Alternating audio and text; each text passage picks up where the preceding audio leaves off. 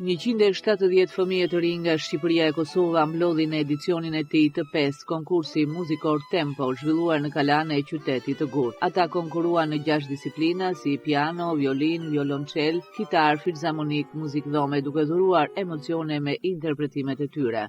Jam shumë i gëzuar që kam fituar çmimin e Atë Musa. Kjo era e dytë që po vi. Ama era por që fitoj çmimin e Atë Musa kësaj here. Kam marrë pjesë në vitin 2024, është emocion shumë i veçantë për mua. Jam shumë e gëzuar dhe është viti i dytë që përfaqësohem dhe nuk kam fare emocione. Shumë kënaqësi që konkurroj këtu. Kam konkurruar sot në treg, kam fituar çmimin absolut. Tash do konkurrojmë për finalen, për çmimin final. Jam shumë i lumtur. Shpresojmë të fitojmë. Eksperiencë shumë e veçantë këtu në Gjirokastër, në Kalon e Gjirokastrës. Të marrësh pjesë në konkursin Gjiroklasika është një lloj ndjenje shumë e mirë se t'jep mundësi edhe për me shpreh veten, me dalë në koncerte të ndryshme, se t'jep mundësi të ndryshme nëse je finalist ose ke fituar ndonjë çmim special. Mbrëmjen e së dielës në natën finale, juria e përbër nga 15 anëtar, muzikantë të njohur nga Shqipëria, Kosova, Italia përzgjodhen edhe fituesit.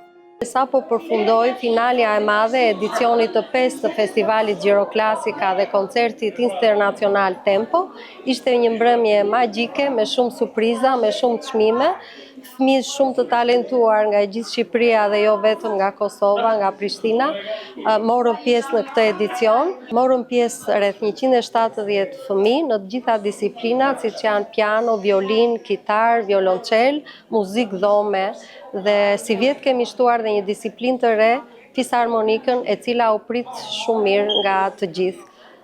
Spektatorët e mirëpritën këtë koncert, ngelën mjaft të kënaqur, kishte shumë surpriza, kishte gjëra shumë të bukura. Fëmijët të cilët ishin sot finalist, nuk janë thjesht finalist, po janë artistët e rinj të skenës shqiptare, janë artistët të cilët kanë fituar një përvojë artistike këtu në këto skenë të magjishme të Kalas së Gjirokastrës.